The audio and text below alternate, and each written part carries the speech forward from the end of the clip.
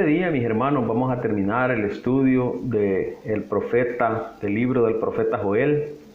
Y mi intención es que al finalizar este libro podamos tener la conciencia o las ideas muy claras en relación a la importancia de anunciar el Evangelio a aquellas personas que no han conocido a Jesucristo. Buscar la ocasión de anunciarles las buenas nuevas a ellos. Bueno, recordarles lo que ya mencionamos la semana pasada, que cuando estamos hablando de situaciones relacionadas al futuro, ninguno podemos asegurar o aseverar cómo es que los hechos van a acontecer, ¿verdad? Viniendo ya ahora a lo que es el libro del profeta Joel, debemos recordar que Joel dice a Judá que las plagas son un ejemplo del día del Señor. Nada más, esto es como un pequeño vistazo de lo que va a ocurrir en aquel día, en el día final. Y es interesante notar que el profeta hace una identificación muy clara que ese día no era solo para los enemigos de Dios, era también para su pueblo, con dos objetivos bien claros. El primero era, si el pueblo estaba caminando firme en el camino del Señor, darle palabras de ánimo para que él pudiera continuar de esa misma manera, sabiendo que el Señor tiene el control de todas las cosas y que al final la gloria de Dios se va a manifestar. Y en segundo lugar, para aquellas personas del pueblo de Dios que se habían alejado, que pudieran regresar nuevamente al camino de Dios, a hacer la voluntad de Dios. Entonces, este libro está haciendo referencia a lo que ocurriría unos 100 años después, por mano de Nabucodonosor, quien iba a rodear Jerusalén y quien iba a conquistar la tierra e iba a llevar cautivos a una buena parte del pueblo, si no a todos, a Babilonia, y únicamente iba a dejar a los más pobres, a los más desprotegidos en Jerusalén y en Judá. Creo que los judíos realmente añoraban venganza por todo lo que había pasado. Sin embargo, encontramos algo muy interesante cuando el Señor está siendo asesinado y está en la cruz del Calvario. El Señor pide al Padre que perdone a los que le estaban haciendo daño. Es algo impresionante lo que ocurre aquí, un cambio de paradigma, un cambio de mente, un cambio de amor en lugar de venganza. Esteban es otro caso que podemos ver cuando lo estaban apedreando, asesinando. Él al final, antes de morir, dice: Padre, no les tomes en cuenta este pecado. Entonces el Señor también nos pide a nosotros en su palabra que oremos por los que nos persiguen. Es que, mis queridos hermanos, no es para menos. El futuro de la humanidad está marcado. Libertad y gloria para el pueblo de Dios, juicio y destrucción para sus enemigos. Voy a leer unos versículos del capítulo 3, porque luego vamos a desglosar texto por texto, por lo menos a darle una leída rápida y comprensiva. Dice Joel capítulo 3, versículo 9: Proclamad esto entre las naciones, prepárense para la batalla, movilicen a los soldados, alístense para el combate todos los hombres de guerra. Forjen espadas con los azadones y hagan lanzas con las hoces. Que diga el cobarde: soy un valiente. Dense prisa, naciones vecinas, reúnanse en ese lugar. Haz bajar, Señor, a tus valientes. Movilícense las naciones, suban hasta el valle de Josafat, que allí me sentaré para juzgar a los pueblos vecinos. Versículo 14. Multiplicad tras multitud tras multitud en el valle de la decisión. Cercano está el día del Señor en el valle de la decisión. Se oscurecerán el sol y la luna, dejarán de brillar las estrellas. Rugirá el Señor desde Sión, tronará su voz desde Jerusalén, y la tierra y el cielo temblarán, pero el Señor será un refugio para su pueblo, una fortaleza para los israelitas. En todo este capítulo 3 encontramos principios muy valiosos. El primero que encontramos es que el Señor dice la causa por la cual entrará en juicio contra las naciones, y eso no lo leímos ahora, pero ya vamos a ir leyéndolo poco a poco. Lo encontramos en el versículo del 1 al 7. Y en esta porción Joel nos lleva al tiempo del juicio final contra las naciones, al que él se refiere como el día del Señor. La frase "en aquellos días" está hablando del momento en el que todos los que clamen al Señor serán salvos. Es decir, está hablando de todos estos días en los cuales todos nosotros que hemos clamado al Señor hemos podido lograr la salvación de nuestras almas por la fe en Jesucristo nuestro Señor.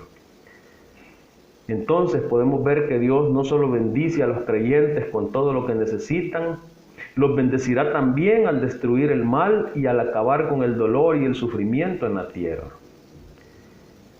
Entonces encontramos que aquí el Señor hace una promesa al pueblo de Judá. El Señor volverá a traer a los suyos del exilio. Es que iban a ser arrancados de su tierra y llevados a Babilonia, y luego iban a regresar una vez más a su tierra. Eso es la promesa que el profeta le hace al pueblo de Israel. Y es interesante también observar cómo en el año 70 el emperador Tito, que en esa época era un general del ejército romano, destruyó Jerusalén, y pasaron casi más de 1800 años, y luego el pueblo de Israel en 1940 y tanto es traído una vez más a su tierra, ¿verdad? Es interesante cómo esto ha ocurrido también en estos días. Pero veamos lo que dice Joel, el versículo 1. Porque he aquí que en aquellos días y en aquel tiempo en que haré volver la cautividad de Judá y de Jerusalén, he aquí yo los levantaré del lugar donde los vendisteis. Haré tornar la cautividad. Eso es que iba a revocar la cautividad, la iba a anular. Los judíos limitan este retorno a lo que iba a ocurrir en Babilonia, pero hemos observado hace poco también lo que ha pasado en el siglo pasado, el siglo XX. Ellos vuelven una vez más también a su tierra. Los cristianos lo hacemos en referencia también a la venida de Cristo, pero el profeta comprende toda la redención, comenzando desde la vuelta de Babilonia y continuando entonces desde la primera venida de Cristo y siguiendo hasta el último día, es decir, hasta su segunda venida, cuando Dios restaurará su iglesia a la felicidad perfecta, como lo dice Juan Calvino. Pero en el versículo 2 encontramos que las naciones han esparcido a su pueblo por todo el orbe y los han esclavizado. Versículo 2, reuniré a todas las naciones y las haré descender al valle de Josafat. Y allí entraré en juicio con ellas a causa de mi pueblo, dice el Señor, y de Israel mi heredad, a quienes ellos esparcieron entre las naciones. Evidentemente, aquí, mis hermanos, el profeta alude a las incursiones de los moabitas, de los amonitas y de los edomitas que hicieron en el antiguo territorio de Israel después de que sus habitantes fueron deportados a Mesopotamia a raíz de la toma de Jerusalén por las tropas de Nabucodonosor. Entonces, ellos no solamente habían hecho esas incursiones, sino que habían repartido entre ellos su tierra. Es lo que dice al final del versículo 2, y repartieron mi tierra. Pero no solamente eso, sino que también ellos cometieron vejación contra los inocentes, contra los niños, contra las niñas. Y ve lo que dice el versículo 3, y echaron suerte sobre mi pueblo. Vean qué triste lo que ocurrió. Y dieron los niños por una ramera y vendieron las niñas por vino para beber. Y el versículo 6, y vendisteis los hijos de Judá y los hijos de Jerusalén a los hijos de los griegos para alejarlos de su tierra. Qué triste lo que podemos leer aquí. Niños dieron por una ramera. Es decir, que en vez de pagar a la prostituta por su prostitución, con dinero le daban como esclavo a un muchacho judío que ellos tenían cautivo. Y vendieron a las niñas por vino. Era tan sin valor a las niñas que las estimaban poco, peor las niñas judías de aquella época, que las vendían por un trago de vino. Pero la acusación va más allá. Se han vuelto contra el Señor. Versículo 4. Y también, ¿qué tengo yo contra vosotras, Tiro y Sidón y todo el territorio de Filistea? ¿Queréis vengaros de mí? Y si de mí os vengáis, bien pronto haré yo recaer la paga sobre vuestra cabeza. Pero también cometieron sacrilegio, vea lo que dice el versículo 5. Porque habéis llevado mi plata y mi oro, y mis cosas preciosas y hermosas metisteis en vuestros templos. Son acusados también de saquear el tesoro del templo para trofeos, para consagrar a sus propios dioses. Qué tristeza la escena con la que nos encontramos.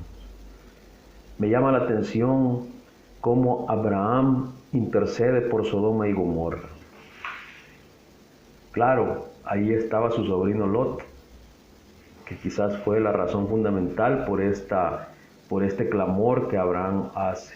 Queridos hermanos, nosotros somos llamados también a clamar al Señor por nuestros seres queridos, porque el fin está cerca, por aquellos seres queridos nuestros que no conocen a Jesucristo como su Salvador y Señor. Quizás han negado al Señor, han vituperado su palabra, nos han maltratado probablemente. Si nosotros no presentamos la verdad gloriosa del Evangelio, estas personas morirán sin conocer al Señor.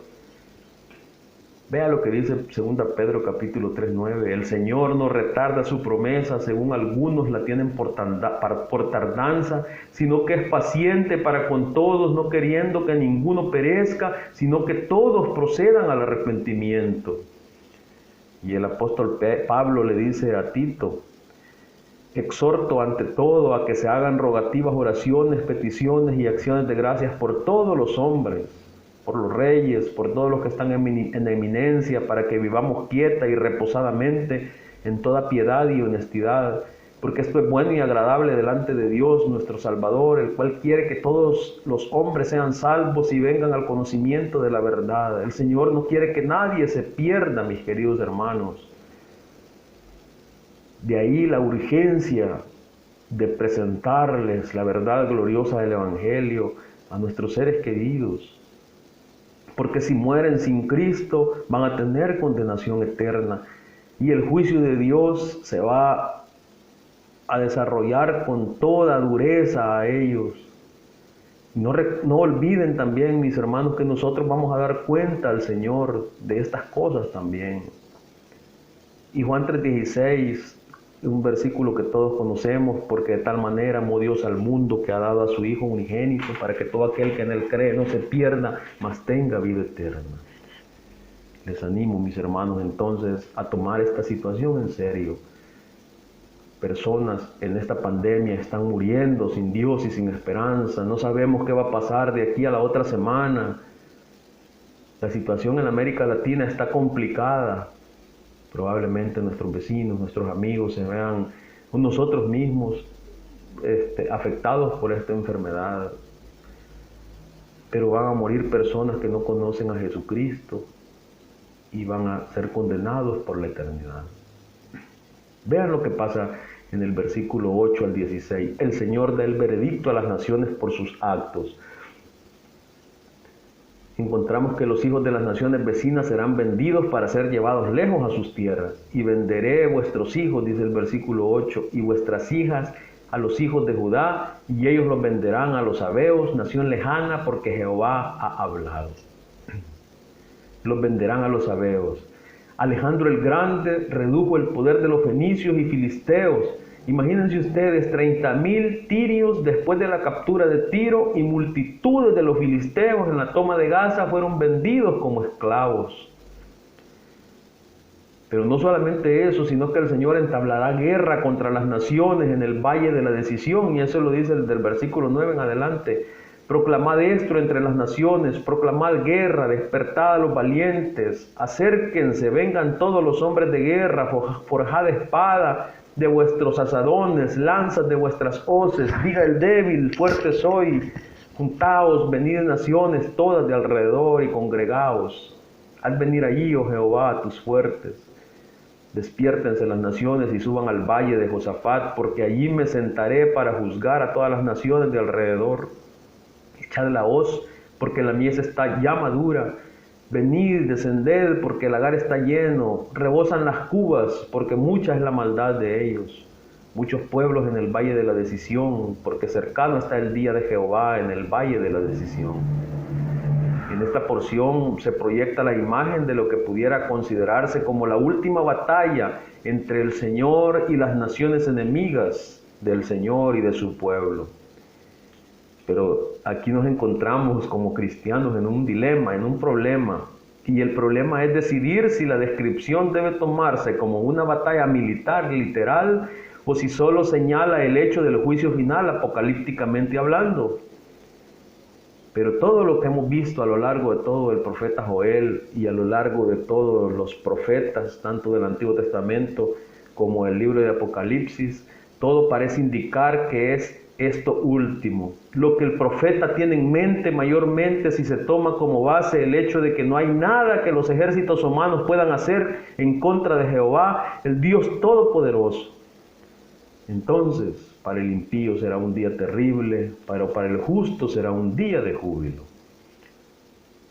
La naturaleza va a ser conmovida, versículos 15 y 16. El sol y la luna se oscurecerán y las estrellas retraerán su resplandor. Y Jehová rugirá desde Sión y dará su voz desde Jerusalén, y temblarán los cielos y la tierra, pero Jehová será la esperanza de su pueblo y la fortaleza de los hijos de Israel. Versículo 19. Egipto será destruido y Edom será vuelto en desierto asolado por la injuria hecha a los hijos de Judá, porque derramaron en su tierra sangre inocente. Solo para sus enemigos el Señor es terrible y temible, pero para su remanente, aquellos que han respondido a su llamado, es esperanza y fortaleza. No debemos, mis queridos hermanos, dejar de clamar al Señor por nuestros amigos que no conocen a Cristo, nuestros compañeros de trabajo, nuestros familiares cercanos y lejanos. Queridos, si mueren sin conocer al Señor, sufrirán condenación eterna.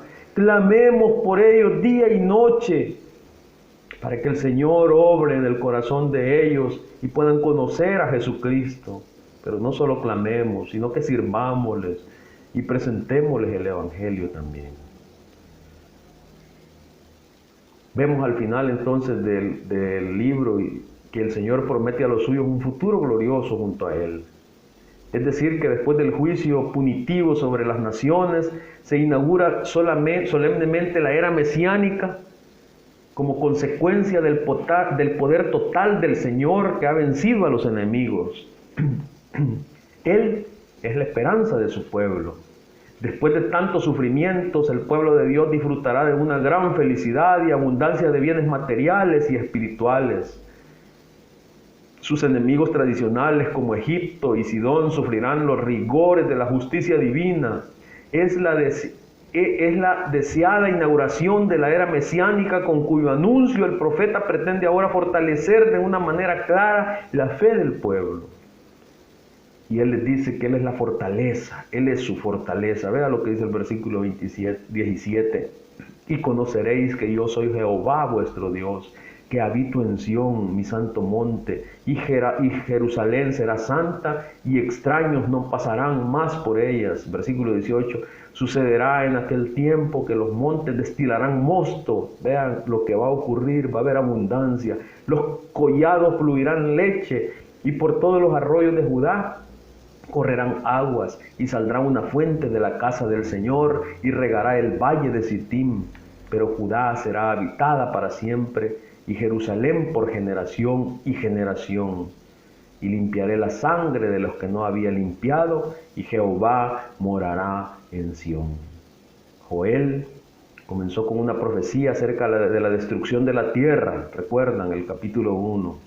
Y terminó con una profecía acerca de la restauración total de la tierra. Comenzó recalcando la necesidad de arrepentimiento y terminó con la promesa de perdón que trae el arrepentimiento. Joel estaba tratando de convencer al pueblo para que despertara, que se deshiciera de su displicencia y se percatara del peligro de vivir apartados de Dios. Su mensaje hacia nosotros es que todavía hay tiempo, que cualquiera que invoque el nombre del Señor puede ser salvo. Quienes hagan esto disfrutarán de las bendiciones mencionadas en la profecía de Joel, pero los que no quieran volverse a Dios enfrentarán la destrucción. La Biblia nos habla de Dios como un fuego consumidor, como lo hemos visto aquí a lo largo del libro, pero también como un Padre de misericordia. Joel nos presenta con una maestría impresionante estas dos verdades eternas. El futuro de la humanidad, mis queridos hermanos, está marcado: libertad y gloria para el pueblo de Dios, juicio y destrucción para sus enemigos. ¿Cuántas personas que conocemos han muerto sin conocer a Jesucristo? Y nosotros no hemos sido bien para poder llevar la palabra de Dios, la palabra gloriosa del Evangelio a ellos. Comencemos por clamar por nuestros amigos, nuestros vecinos, nuestra familia, pero también debemos hablarles antes de que sea demasiado tarde. Un día tendremos que dar cuenta. La pandemia puede causarles la muerte. No perdamos el tiempo y llevemos el Evangelio a las personas más cercanas a nosotros que no conocen de Dios. Quiero que oremos en esta hora.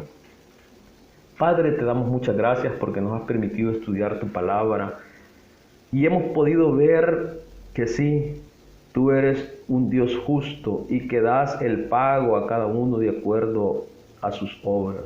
Pero también hemos visto que nosotros como seres humanos somos incapaces de agradarte, por lo que merecemos la muerte, la separación eterna, el infierno. Sin embargo, tú mandaste a Jesucristo, nuestro Señor, para morir en la cruz del Calvario por nuestros pecados, el justo por los injustos, y ahora poder reconocer a Jesucristo por la fe para poder obtener la vida eterna, la salvación, porque nosotros somos incapaces de hacerlo. Te suplico, Señor, que tú nos des la fuerza, la valentía, las palabras adecuadas para poder decir el Evangelio a nuestros seres queridos que no te conocen, a nuestros amigos, a nuestros vecinos, a nuestros compañeros de trabajo.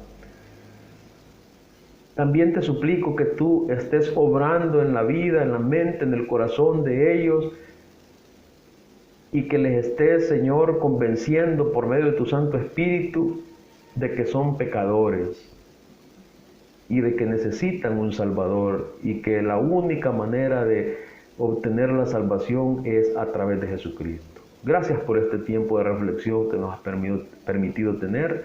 Bendice a cada uno de mis hermanos en sus diferentes roles, en sus diferentes actividades, que todo lo que hagamos pueda ser manifestada tu gloria y que las personas puedan ver que tú moras en nosotros y que podamos decir, como decía Pablo, con Cristo estoy juntamente crucificado y ya no vivo yo, mas Cristo vive en mí.